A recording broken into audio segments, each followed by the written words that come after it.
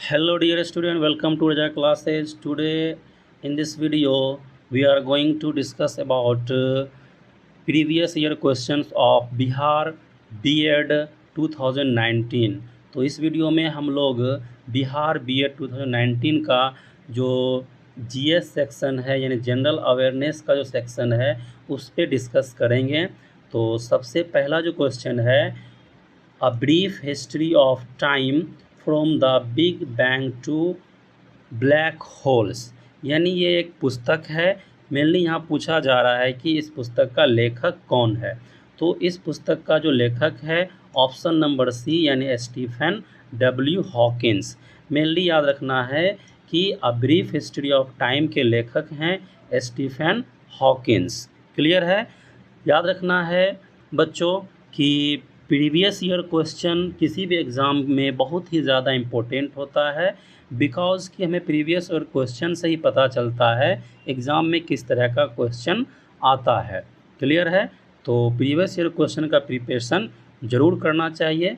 तो next question है, Calcutta dash ईस्वी में स्थापित किया गया था।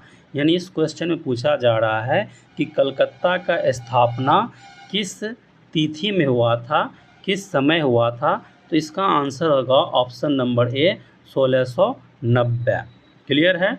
नेक्स्ट क्वेश्चन है, बैक्टीरियोफेज शब्द का प्रयोग किया जाता है। यानी मेनली यहाँ पूछा जा रहा है कि बैक्टीरियोफेज शब्द का प्रयोग किस में किया जाता है। तो इसका आंसर होगा option number A Felix d'Herelle. Clear है। नेक्स्ट जो क्वेश्चन है जो कि उस समय का करंट अफेयर्स था, है ना। तो अभी अगर आप याद नहीं भी रखते हैं तो कोई दिक्कत नहीं है, बिकॉज कि उस समय का ये करंट अफेयर्स है ना 2020 का। तो क्वेश्चन है, ऐच्छिक लक्ष्य संरक्षण के लक्ष्य को विश्व किस वर्ष तक प्राप्त कर पाएगा। तो इसका आंसर है ऑप्शन नंबर बी 2020। तो ये उस समय का करंट अफेयर्स था, यानी 2019 में ये एग्ज़ाम हुआ था। तो उस समय का ये करंट अफेयर्स है, तो इसे याद रखना जितना ज़रूरी नहीं है। नेक्स्ट है, कृषि पारिस्थितिक तंत्र के विकास का उद्देश्य टिकाऊ और आत्मनिर्भर होता है, इसे किस रूप में जाना जाता है।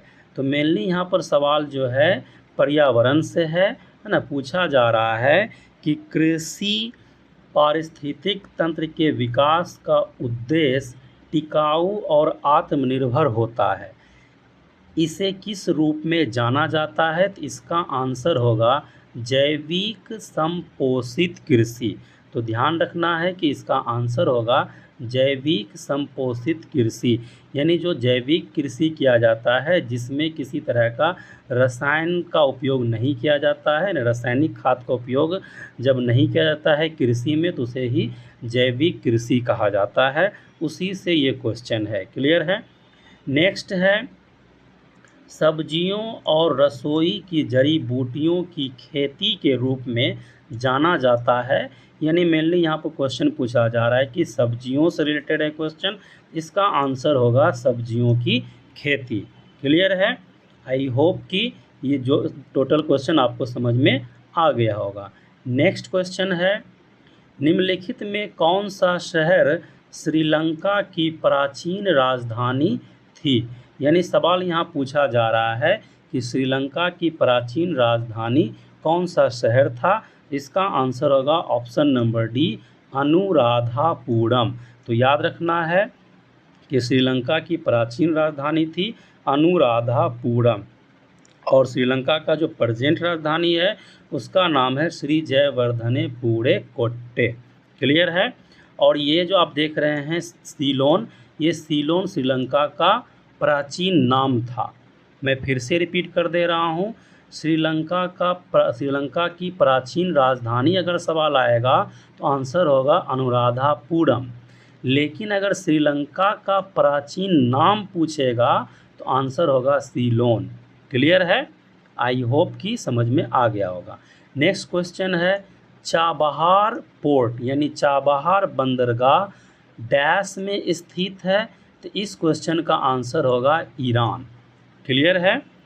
नेक्स्ट क्वेश्चन है, वन्यजीव अभयारण्य जहाँ कोई भी पेड़ झाड़ियाँ, जड़ी बूटियाँ और कई प्रकार के जानवरों जैसे बंदर, पक्षी, हाथी, सांप, मेढक इत्यादि को देखा जा सकता है।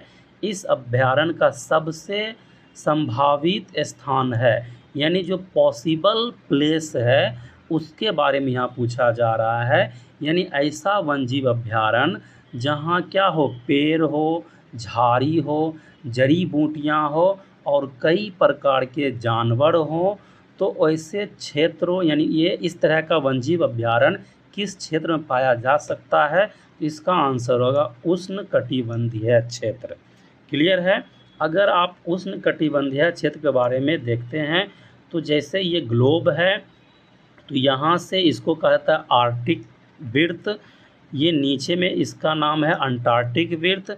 आर्कटिक वृत्त जो है 66.5 डिग्री नॉर्थ में है और ये 66.5 डिग्री साउथ में है अंटार्कटिक वृत्त।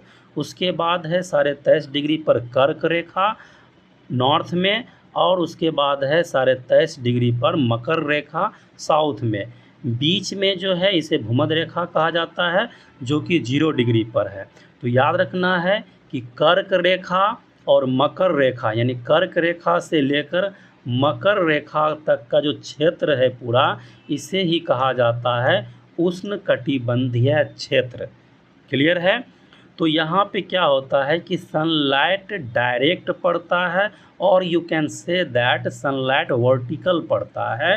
तो यहाँ पर क्या होता है कि अच्छे बारिश होता है और यहाँ सदाबहार वन पाया जाता है इस क्षेत्र में। तो जहाँ सदाबहार वन पाया जाएगा, जहाँ बारिश होगी, तो वैसे क्षेत्र में ही वन्यजीव अभयारण्य होने का संभावना होता है। इसीलिए इसका आंसर होगा उष्णकटिबंधीय क्षेत्र।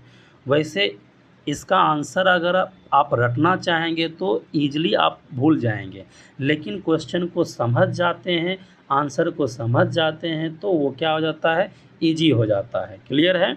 आई होप कि ये क्लियर हो गया होगा।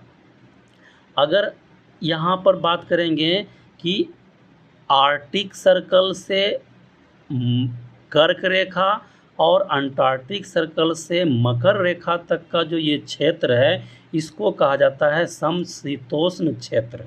क्लियर है? तो भूगोल से रिलेटेड ये सवाल पूछा गया है। क्लियर है? नेक्स्ट है जलवायु परिवर्तन पर संयुक्त राष्ट्र फ्रेमवर्क कन्वेंशन 2018 में पार्टियों के सम्मेलन का 24वां सत्र आयोजित डैश में किया गया था। ये भी उस समय का क्या है, करेंट अफेयर्स है। तो इसका आंसर होगा ऑप्शन नंबर ए, कटोविस, पोलैंड। तो अभी प्रेजेंट में 2024 में आप एग्ज़ाम देंगे तो ये इम्पोर्टेंट नहीं है, लेकिन अभी जो कॉप ये 24 है तो करेंट अफेयर्स में आपको याद रखना पड़ेगा जो कॉप 2020 में हुआ है वो कहाँ हुआ है, ये आपको मेनली याद रखना है। तो यहाँ से पता चल गया है कि एग्ज़ाम में किस तरह का करंट अफेयर्स बनता है। इसीलिए मैं पहले ही बताया हूँ कि किसी भी एग्ज़ाम के प्रिपरेशन के लिए previous year question most important होता है। क्लियर है? नेक्स्ट क्वेश्चन है, भारत को एक आत्मनिर्भर और एक स्व उत्पादक अर्थव्यवस्था के रूप में स्थापित करना किस पंचवर्षीय योजना का प्राथमिक लक्ष्य था? तो यहाँ पर सवाल पूछा जा रहा है पंचवर्षीय योजना से। तो इस क्वेश्चन का आंसर होगा ऑप्शन नंबर सी, यानी तृतीय पंचवर्षीय योजना। तो अब यहाँ पर समझ में आ गया है कि पंचवर्षीय योजना से सवाल पूछा गया है तो क्या करना है कि पंचवर्षीय योजना का प्रिपरेशन करना होगा, क्योंकि पंचवर्षीय योजना से एग्ज़ाम में क्वेश्चन आया है। क्लियर है? तो ये नहीं है कि सिर्फ तृतीय पंचवर्षीय योजना को सिर्फ रटना है, ऐसा नहीं है। टोटल 12 पंचवर्षीय योजना हुआ है, यानी प्रथम पंचवर्षीय योजना से लेकर आपको टोटल 12 पंचवर्षीय योजना के बारे में पढ़ना होगा। क्लियर है? ये मेनली एक टॉपिक पता चल गया है कि एग्ज़ाम में इस टॉपिक से भी क्वेश्चन आने का पॉसिबिलिटी है। क्लियर है?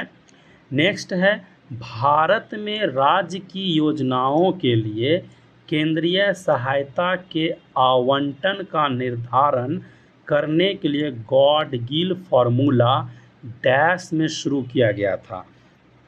तो इस क्वेश्चन का आंसर होगा ऑप्शन नंबर ए, चौथी पंचवर्षीय योजना।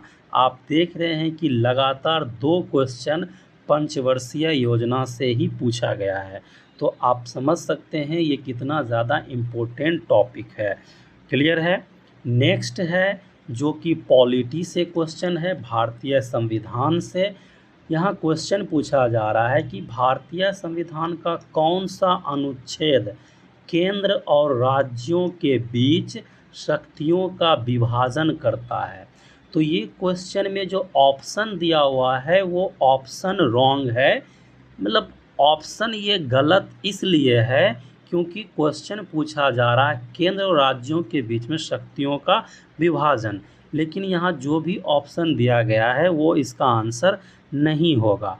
मैं यहाँ मेंशन कर दिया हूँ केंद्र और राज्यों के बीच में शक्तियों का विभाजन अनुच्छेद 245 से लेकर 255 के बिटवीन है, जो कि संविधान के भाग 11 में वर्णित है। क्लियर है। अगर हम लोग ऑप्शन का व्याख्या करते हैं तो ऑप्शन में सबसे पहले है अनुच्छेद 1। तो अनुच्छेद 1 में ये बताया गया है कि भारत यानी इंडिया राज्यों का संघ है। क्लियर है। और ऑप्शन बी में है अनुच्छेद 14। अनुच्छेद 14 में है राइट टू इक्वलिटी, जिसको हम लोग कहते हैं समानता का अधिकार। ये मेनली जो है पूछा गया है सवाल। ये जो आपका क्वेश्चन है ये मौलिक अधिकार से है क्वेश्चन। मौलिक अधिकार के बारे में आपको पता होगा कि अनुच्छेद 12 से लेकर 36 तक क्या है, अनुच्छेद 12 से लेकर 35 तक मौलिक अधिकार है। तो ये मौलिक अधिकार में जो समानता का अधिकार होता है उससे ये सवाल है ना, अनुच्छेद 14। क्लियर है। नेक्स्ट है कि अनुच्छेद 21। अनुच्छेद 21 में है निजता का अधिकार। क्लियर है। और अनुच्छेद 51 में मैं यहाँ मेंशन कर दिया हूँ international peace and security. Actually है क्या कि अनुच्छेद 51 क्या है, राज्य के नीति निर्देशक तत्व है। तो अनुच्छेद 51 में ये मेंशन है कि राज्य का कर्तव्य होगा कि वो अंतर्राष्ट्रीय शांति और सिक्योरिटी यानी सुरक्षा प्रदान करे, यानी ये राज्य के ऊपर क्या होता है, रिस्पॉन्सिबिलिटी है। क्लियर है। नेक्स्ट क्वेश्चन है कि वेल्स की राजधानी निम्न में से कौन सी है ना। तो यहाँ पर क्वेश्चन पूछा जा रहा है कि वेल्स की राजधानी कौन सा है, तो आंसर होगा कार्डिफ, ऑप्शन नंबर ए। क्लियर है। नेक्स्ट है कि वाशिंगटन डीसी किस नदी के तट पर स्थित है। तो क्वेश्चन यहाँ पर पूछा जा रहा है कि वाशिंगटन डीसी जो है किस नदी के तट पर है, तो इसका आंसर होगा पोटोमैक। तो याद रखना है कि पोटोमैक नदी के तट पर कौन सा शहर बसा हुआ है, वाशिंगटन डीसी। तो यहाँ पर ये हो गया है कि वर्ल्ड ज्योग्राफी से क्वेश्चन पूछा गया है, जो कि वर्ल्ड में जो भी फेमस शहर है वो किस नदी के किनारे है, तो ये मेनली याद रखना है। तो यहाँ पर क्वेश्चन पूछा गया वाशिंगटन डीसी के बारे में, तो इसका आंसर होगा पोटोमैक नदी। क्लियर है। नेक्स्ट क्वेश्चन है जो कि उस समय का ये करंट अफेयर्स था। पूछा जा रहा है कि भारत के 70वें गणतंत्र दिवस के मुख्य अतिथि कौन थे। 70वें गणतंत्र दिवस यानी 2019। तो इस क्वेश्चन का आंसर होगा दक्षिण अफ्रीका के राष्ट्रपति सिरिल रामाफोसा। तो ये याद रखना अब उतना ज़रूरी नहीं है क्योंकि यह अब करंट अफेयर्स नहीं रहा है। अगर हमें याद रखना है तो वो 2023 और 2024 का याद रखना है। तो 2023 में जो गणतंत्र दिवस के मुख्य अतिथि थे उनका नाम है अब्देल फतेह अल सीसी, जो कि इजिप्ट का प्रेसिडेंट थे। क्लियर है। और 2024 में इमैनुअल मैक्रोन जो कि फ्रांस के प्रेसिडेंट। क्लियर है।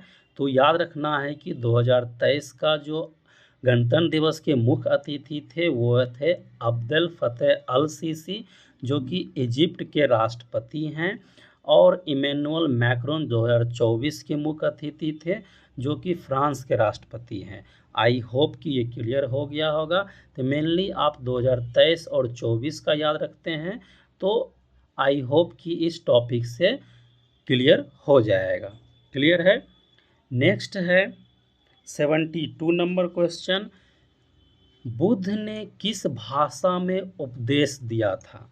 तो आंसर होगा इसका ऑप्शन नंबर ए, पाली। क्लियर है। तो याद रखना है कि बुद्ध अपना उपदेश जो दिए थे वो पाली भाषा में दिए थे, और महावीर जो दिए थे वो प्राकृत भाषा में दिए थे।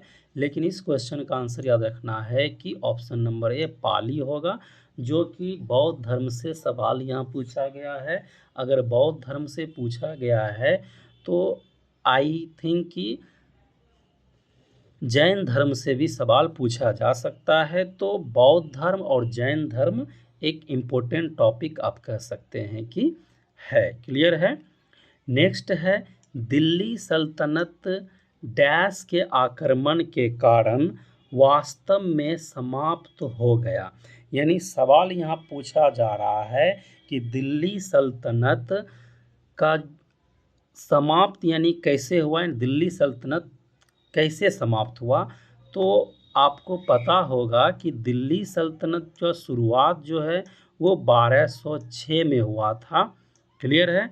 जो कि कुतुबुद्दीन ऐबक ने इस सल्तनत का स्थापना किया था। क्लियर है। और ये 1526 तक दिल्ली सल्तनत चला था। क्लियर है। तो इस क्वेश्चन का आंसर जो होगा वो होगा तैमूर लंग। आई होप कि ये क्लियर हो गया होगा। नेक्स्ट है, हैदराबाद में चार मीनार का निर्माण किसने करवाया? तो इस क्वेश्चन का आंसर होगा कुली कुतुब शाह। यानी सवाल ये पूछा जा रहा है कि हैदराबाद में जो चार मीनार है उसका निर्माण किसने करवाया? तो इसका आंसर होगा कुली कुतुब शाह। आई होप कि क्लियर हो गया होगा। नेक्स्ट है 75 नंबर क्वेश्चन, कि बंगाल का पहला गवर्नर जनरल था। यानी पूछा जा रहा है कि बंगाल का पहला गवर्नर जनरल कौन था? तो आंसर होगा option number D, Lord Hastings. तो याद रखना है कि बंगाल का पहला गवर्नर जनरल कौन था? लॉर्ड हेस्टिंग था। क्लियर है। नेक्स्ट क्वेश्चन है 76, कि वंदे मातरम पहली बार भारतीय राष्ट्रीय कांग्रेस के डैश ईस्वी के अधिवेशन में गाया गया। तो इस क्वेश्चन का आंसर होगा ऑप्शन नंबर सी, 1896। तो ये जो सवाल पूछा गया है ये कांग्रेस के अधिवेशन से पूछा गया है। किसी भी एग्ज़ाम आप देते हैं, कोई भी एग्ज़ाम, तो उसमें भारतीय राष्ट्रीय कांग्रेस से सवाल जरूर पूछा जाता है। मेनली पूछा जाता है अधिवेशन। तो भारतीय राष्ट्रीय कांग्रेस का जो भी प्रमुख अधिवेशन है उस पर भी वीडियो आएगा, तो आप उस वीडियो को ज़रूर देखें। क्लियर है। तो इस क्वेश्चन का आंसर होगा 1896। तो सवाल यहाँ पर था कि वंदे मातरम से। अगर यही सवाल जनगण मन से रहता कि जनगण मन जो है भारतीय राष्ट्रीय कांग्रेस के किस अधिवेशन में गाया गया, तो उसका आंसर होता 1911। क्लियर है। लेकिन यहाँ पर वंदे मातरम पूछा जा रहा है, तो इसका आंसर होगा 1896। आई होप कि क्लियर हो गया होगा। नेक्स्ट क्वेश्चन है 77, कि मोहनदास करमचंद गांधी डैश के दौरान महात्मा गांधी बने। यानी सवाल ये पूछा जा रहा है कि महात्मा गांधी, यानी जैसे कि पूछा जा रहा है कि मोहनदास करमचंद गांधी डैश के दौरान महात्मा गांधी बने।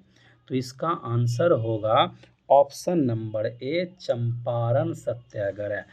आपको पता होगा कि चंपारण सत्याग्रह बिहार में 1917 में हुआ था, यानी महात्मा गांधी का भारत में ये पहला सत्याग्रह था।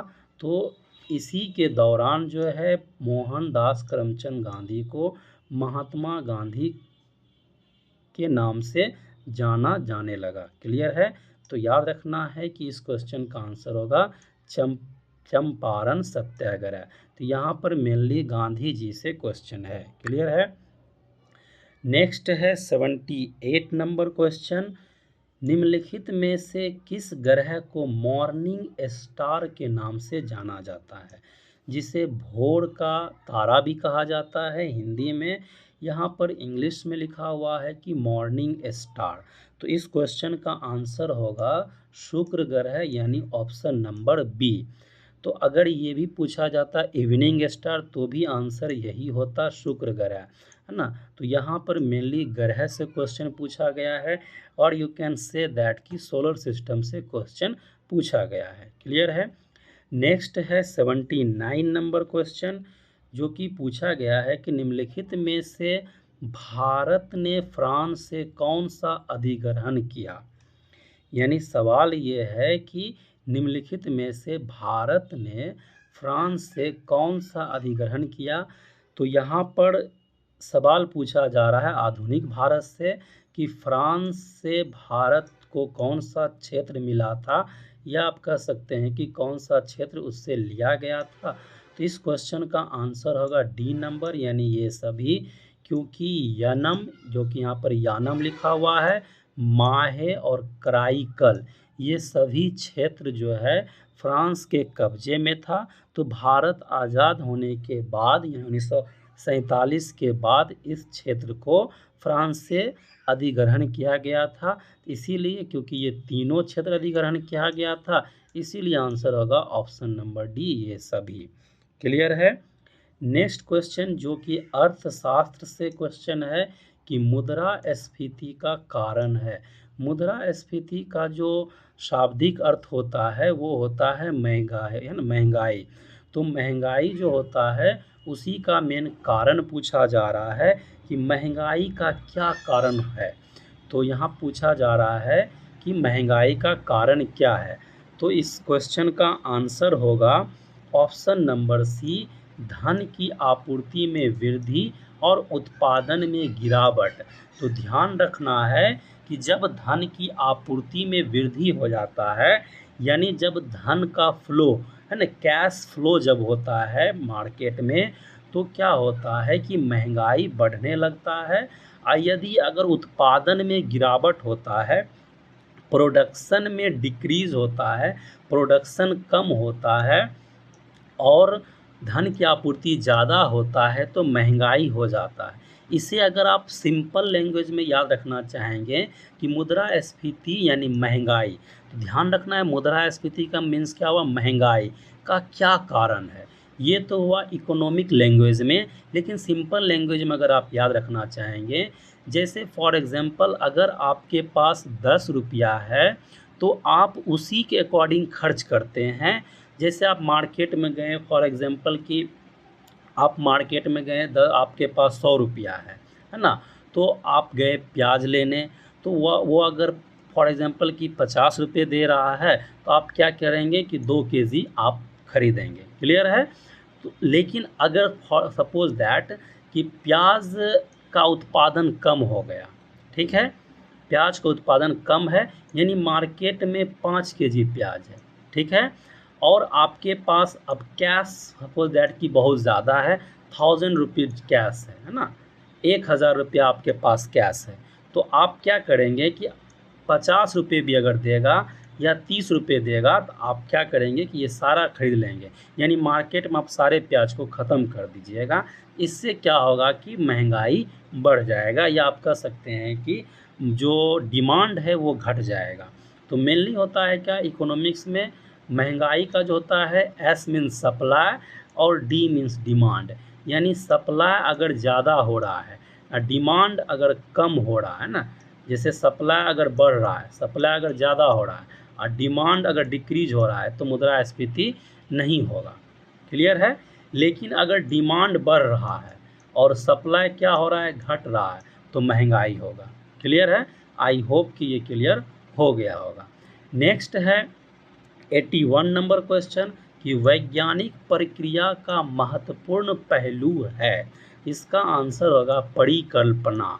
तो वैज्ञानिक प्रक्रिया का जो महत्वपूर्ण पहलू होता है वो परिकल्पना होता है। क्लियर है? नेक्स्ट है मनुष्यों में बड़ी आंत। सवाल है यहाँ पर मतलब कि मानव शरीर से। तो यहाँ पूछा जा रहा है 82 नंबर में कि मनुष्यों में बड़ी आंत मुख्य रूप से क्या करती है। तो सवाल पूछा जा रहा है कि बड़ी आंत का क्या कार्य है। तो आंसर होगा अवशोषण। क्लियर है? तो मानव शरीर में भी ये सवाल पूछा गया है पाचन तंत्र से। तो पाचन तंत्र भी या मानव शरीर भी एक इम्पोर्टेंट टॉपिक हो जाता है। यहाँ पर मेनली पाचन तंत्र से सवाल पूछा गया है। तो बड़ी आंत का कार्य क्या होता है, अवशोषण करना, यानी जो भी खाना हमारा जो भोजन पच जाता है वो उसका अवशोषण कौन करता है, बड़ी आंत करता है। अगर सवाल पूछा जाएगा कि मानव शरीर में पाचन कहाँ से शुरू होता है, तो आंसर होगा मुख, यानी मुख से ही पाचन शुरू हो जाता है। और मानव शरीर में पाचन कंप्लीट कहाँ होता है, यानी अंत कहाँ होता है, तो आंसर होगा छोटी आंत। आई होप कि ये क्लियर हो गया होगा। नेक्स्ट क्वेश्चन है 83 अम्लीय वर्षा इसलिए होती है। यानी सवाल पूछा जा रहा है कि अम्लीय वर्षा का क्या कारण है। तो इसका आंसर होगा ऑप्शन नंबर बी, जीवाश्म ईंधन के जलने से वातावरण में कार्बन, नाइट्रोजन और सल्फर के ऑक्साइड निकलते हैं।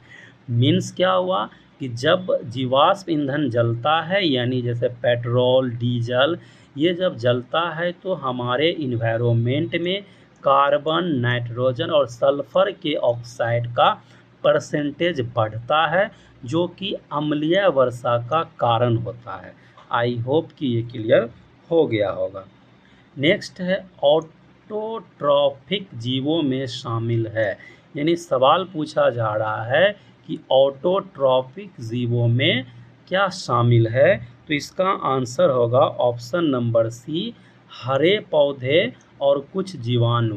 ऑटोट्रॉफिक मीन्स हुआ कि जो पौधा खुद से भोजन बनाता है, यानी जो जीव खुद से भोजन बनाता है, यानी अपना भोजन बनाने के लिए वो किसी और पर डिपेंड नहीं रहता है, उसे ही हम लोग कहते हैं ऑटोट्रॉफिक। ठीक है? तो ये सवाल जो पूछा गया है ये मेनली पूछा गया पौधों के पोषण से।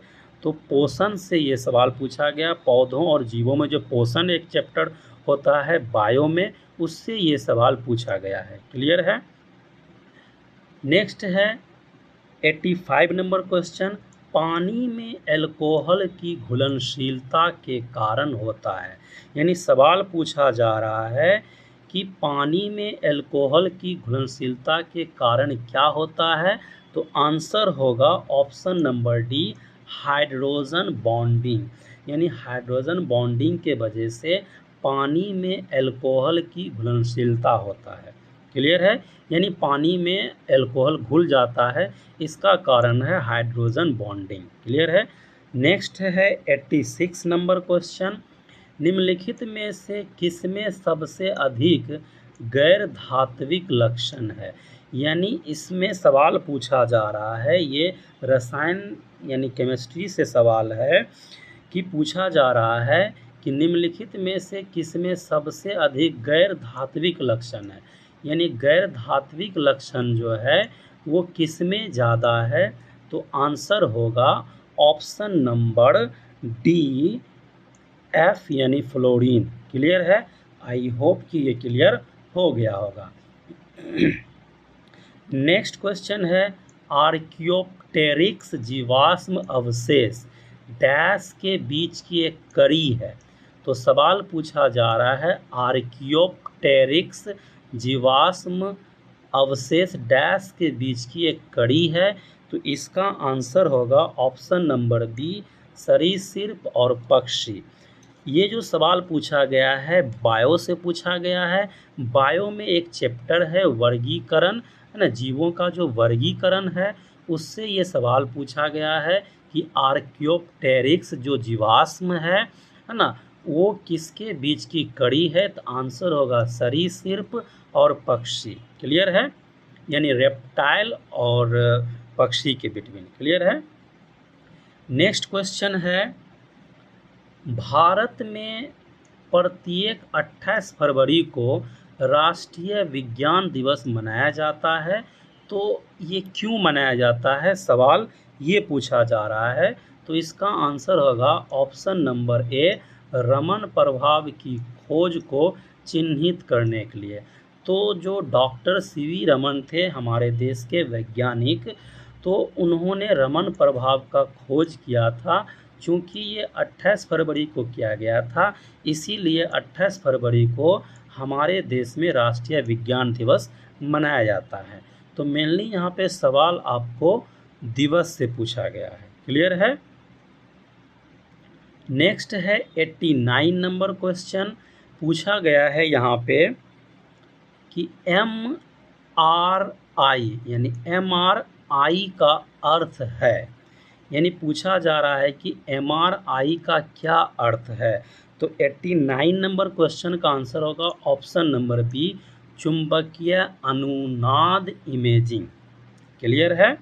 तो MRI का अर्थ क्या होता है, चुंबकीय अनुनाद इमेजिंग, यानी इसका फुल फॉर्म पूछा गया है जो कि हिंदी में ऑप्शन है। क्लियर है। नेक्स्ट है 90 नंबर क्वेश्चन। सवाल है कि गन मेटल में शामिल है, यानी गन मेटल किन धातुओं को मिलाकर बनाया जाता है। सवाल मेनली यहाँ पर ये पूछा गया है। तो इसका आंसर होगा ऑप्शन नंबर डी, कॉपर 90%। ये भी याद रखना है कि कॉपर 90% होता है, यानी Cu, और Sn 10%। आई होप कि ये क्लियर हो गया होगा। तो याद रखना है कि गन मेटल में शामिल होता है Cu 90% और Sn 10%। क्लियर है। नेक्स्ट है 91 नंबर क्वेश्चन कि निम्नलिखित में कौन सा भौतिक परिवर्तन नहीं है। इसका क्या मतलब हुआ कि पूछा जा रहा है कौन सा भौतिक परिवर्तन नहीं है। ये इस तरह के क्वेश्चन में अक्सर बच्चे गलती कर बैठता है, क्योंकि यहाँ पर ये ध्यान देना होता है कि यहाँ पर नहीं पूछा गया है ना, पूछा गया है कि भौतिक परिवर्तन कौन सा नहीं है। इसका मतलब हुआ कि 3 ऑप्शन ऐसा है जो कि भौतिक परिवर्तन है और एक ऑप्शन ऐसा है जो कि रासायनिक परिवर्तन है। तो यहाँ पर ऑप्शन से देखते हैं। तो ऑप्शन में पूछा जा रहा है कि वाष्प के लिए पानी का उबलना। तो वाष्प के लिए पानी का उबलना मतलब हुआ कि जब पानी उबलता है तो फिर से आप वापस पानी को प्राप्त कर सकते हैं। ये हुआ भौतिक परिवर्तन। क्लियर है। एक है कि तरल पानी के लिए बर्फ़ का पिघलना। अगर बर्फ़ पिघलता है तो पहले बर्फ़ पानी ही था, फिर से पानी बन गया, तो यहाँ से क्या हुआ, रिवर्सिबल है ना, फिर से वापस आपको वही चीज़ मिल गया। तो ये भी क्या है, भौतिक परिवर्तन है। नेक्स्ट है कि पानी में नमक का विघटन। पानी में अगर नमक को विघटित कर दिया जाता है, घोल दिया जाता है, उसे भी प्रक्रिया के द्वारा नमक प्राप्त किया जा सकता है। तो ये भी है भौतिक परिवर्तन। तो 3 ऑप्शन तो हो गया भौतिक परिवर्तन। तो इस क्वेश्चन का आंसर होगा ऑप्शन नंबर डी, यानी तरलीकृत पेट्रोलियम गैस यानी LPG गैस का जब दहन होता है उसको कहते हैं रासायनिक परिवर्तन। तो यहाँ पूछा गया था कि भौतिक परिवर्तन कौन सा नहीं है, इसीलिए आंसर होगा option number D. I hope कि क्लियर हो गया होगा। तो भौतिक परिवर्तन में मेनली क्या होता है, पदार्थ का भौतिक गुण परिवर्तन होता है, यानी वो रिवर्सिबल होता है। मीन्स हुआ कि जो भी आपको पदार्थ मिलता है, नया पदार्थ, फिर से आप जो पदार्थ आपके पास था वही आपको वापस मिल जाएगा। जैसे कि ऑप्शन नंबर ए में दिया हुआ है कि वाष्प के लिए पानी का उबलना। जैसे पानी उबलता है तो फिर से हमें वापस पानी मिल सकता है। मतलब क्या हुआ, जब पानी उबलता है तो भाप बनता है, फिर से भाप जब ठंडा होगा फिर से पानी मिल जाएगा। इसी कहते हैं कि रिवर्सिबल, वापस हमें पानी मिल गया। तो इस तरह का जो परिवर्तन होता है उसको कहते हैं भौतिक परिवर्तन। लेकिन रासायनिक परिवर्तन में क्या होता है, जैसे कागज़ का जलना, तो कागज़ जब जलता है तो उसके बाद क्या होता है, ऐश बन जाता है, यानी राख बन जाता है। तो फिर से आप कागज़ प्राप्त नहीं कर सकते हैं और उसमें क्या हुआ, एक नया पदार्थ मिलता है। तो फिर से हम लोग क्या हुआ कि जब कागज़ जलाते हैं तो उसके बाद क्या बन जाता है, ऐश बन जाता है। तो उससे हम लोग फिर से कागज़ नहीं बना सकते हैं, इसीलिए हम लोग कहते हैं उसे रासायनिक परिवर्तन। आई होप कि क्लियर हो गया होगा। मैं फिर से रिपीट कर दे रहा हूँ, भौतिक परिवर्तन रिवर्सिबल होता है ना, लेकिन रासायनिक परिवर्तन रिवर्सिबल नहीं होता है। नेक्स्ट क्वेश्चन है 92 नंबर क्वेश्चन कि अंतर्राष्ट्रीय जैविक विविधता के लिए अंतर्राष्ट्रीय दिवस हर साल मनाया जाता है। यानी सवाल यहाँ पूछा गया है कि अंतर्राष्ट्रीय जैविक विविधता दिवस कब मनाया जाता है, तो इसका आंसर होगा 22 मई। क्लियर है, आई होप कि ये क्लियर हो गया होगा। अभी तक में आप देखे हैं कि दिवस से 2 क्वेश्चन पूछा गया है, तो दिवस भी एक इम्पोर्टेंट टॉपिक है। तो दिवस को कैसे याद रखना है, जब आप एग्ज़ाम देते हैं तो उसी के आसपास जो मंथ होता है उसी से सवाल मेनली दिवस से बनता है, या फिर क्या होता है कि जो इम्पोर्टेंट दिवस है उससे सवाल बनता है। क्लियर है। नेक्स्ट क्वेश्चन है 93 deoxy ribo nucleic acid, deoxy ribo nucleic acid dash नहीं है। तो सवाल यहाँ पर बायो से है, तो 93 नंबर का आंसर होगा ऑप्शन नंबर बी, यूरेसिल। याद रखना है कि डीऑक्सी राइबो न्यूक्लिक एसिड क्या नहीं है, यूरेसिल नहीं है। इसका क्या मतलब हुआ कि deoxy ribo nucleic acid adenine है, गुआनिन है और थायमिन है। यानी ये deoxy ribo nucleic acid adenine रखता है, गुआनिन रखता है और थायमिन रखता है, लेकिन यूरेसिल नहीं रखता है। तो इस क्वेश्चन का आंसर होगा यूरेसिल। क्लियर है, आई होप कि ये क्लियर हो गया होगा। नेक्स्ट है डैश प्रक्रिया के माध्यम से युग्मक का निर्माण होता है। यानी सवाल ये पूछा जा रहा है कि डैश प्रक्रिया के माध्यम से युग्मक का निर्माण होता है, तो इसका आंसर होगा अर्धसूत्रीय विभाजन। यानी जब अर्धसूत्रीय विभाजन होता है तो उसमें क्या होता है, युग्मक का निर्माण होता है। ये मेनली सवाल आपसे पूछा गया है कोशिका से, तो कोशिका से सवाल पूछा गया है यहाँ कि युग्मक का निर्माण जो है किस प्रक्रिया में होता है, तो आंसर होगा अर्धसूत्रीय विभाजन। ये बायो से क्वेश्चन है, बायो में भी कोशिका चैप्टर से। क्लियर है। नेक्स्ट और लास्ट क्वेश्चन है जीएस का, यानी जीके का, जनरल स्टडीज़। निम्नलिखित में से कौन सा पानी में घुलनशील है। तो सवाल यहाँ पूछा जा रहा है कि पानी में कौन सा घुलनशील है। विटामिन से सवाल है, तो याद रखना है पानी में जो घुलनशील विटामिन है वो विटामिन बी और सी है। क्लियर है। बाकी जो बचा हुआ विटामिन है वो वसा में घुलनशील होता है। तो ये दोनों बात याद रखना है कि पानी में घुलनशील विटामिन जो है वो है बी एंड सी, और वसा में घुलनशील विटामिन है एडेक, यानी vitamin A, vitamin D, vitamin E और विटामिन के। क्लियर है। जैसे कि आप यहाँ देख रहे हैं vitamin A, vitamin D, vitamin E और विटामिन के, ये सभी वसा में घुलनशील होता है। लेकिन पानी में घुलनशील कौन सा है, विटामिन बी और सी। इस क्वेश्चन का आंसर होगा विटामिन बी और सी। क्लियर है। आई होप कि ये सारा क्वेश्चन आपको क्लियर हो गया होगा। तो नेक्स्ट वीडियो में 2020 का जो previous year question Bihar BEd में पूछा गया है उस पे वीडियो आएगा। Okay, thank you, have a nice day, take care.